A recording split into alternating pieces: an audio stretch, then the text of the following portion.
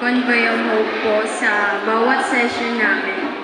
Gusto ko lang pong sabihin na thank you sa namin sa mentor. Pati na rin po sa mga ka-mentees ko, thank you kasi kahit pa paano naging part kayo ng life ko.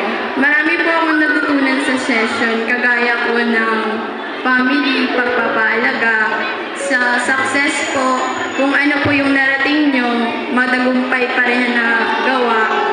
Tapos po, sa love naman,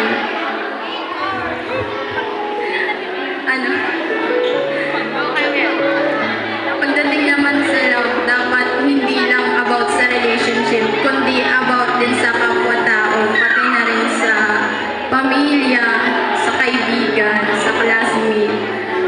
And sa health and addiction din po, dapat hindi po natin pinapabayaan yung sarili natin. Dapat pa rin po tayo paalagaan yung sarili natin, yung katawan. Hindi lang po sa atin, kundi pati rin po sa iba.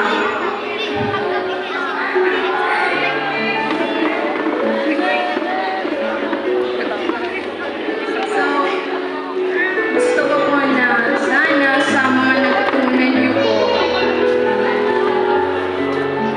paalagaan niyo po yung tinuro po sa inyo ng mga mentor niyo.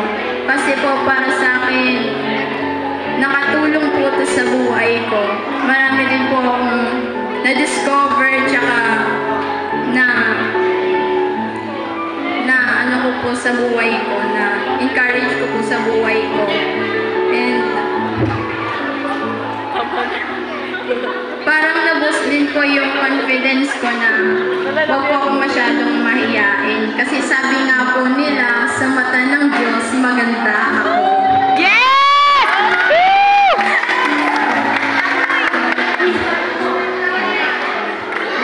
Yan lang po. Thank you.